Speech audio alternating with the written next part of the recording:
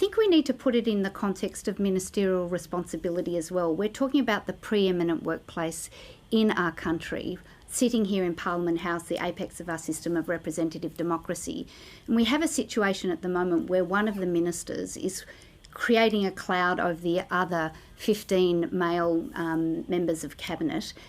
And we have a system of collective responsibility as well as individual responsibility. And the Prime Minister really needs to reflect back on the nature of ministerial responsibility. And we do have parallels with the High Court's own processes when allegations were made about Dyson Heydon, a senior person in their ranks.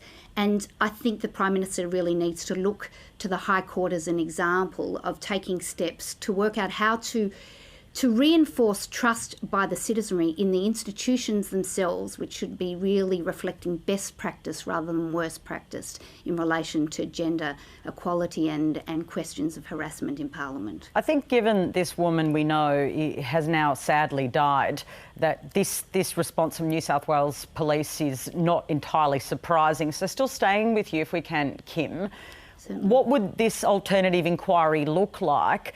And what's your response to those who say we have a legal process, it's now done its work, the police have investigated. If they say they can't proceed, the case should be left alone?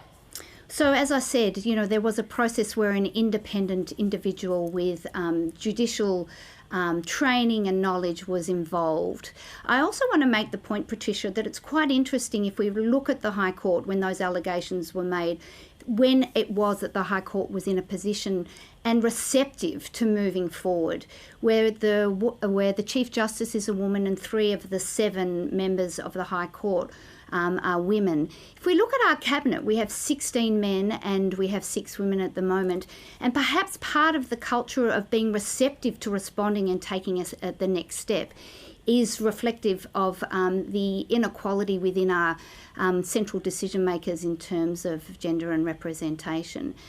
So that's one aspect. But I think the other is that this is not only a criminal case and should be thought of in one respect in relation to the procedures that are involved in criminal proceedings. But the other is, as I said earlier, this is something that is fundamental to our system of representative democracy, that within our Parliament there is a Cabinet member with these allegations that are clearly just and must be taken seriously. And in that sense, there is the sense of representative democracy that is at stake here, not just the criminal and judicial system. Trish Bergin, look, we know that Malcolm Turnbull, the former Prime Minister, has suggested that this Cabinet Minister, this unnamed Cabinet Minister, should in fact name himself, if you like. Do you think that's the right course of action? Is that the way this man should proceed? Well, Patricia, I think it's really interesting when you look across other sectors in Australia and look at sectors that have really taken a good hard look at themselves in terms of their record in terms of sexual assault and things like that. And I'm thinking of a lot of the sporting arenas and in particular the NRL.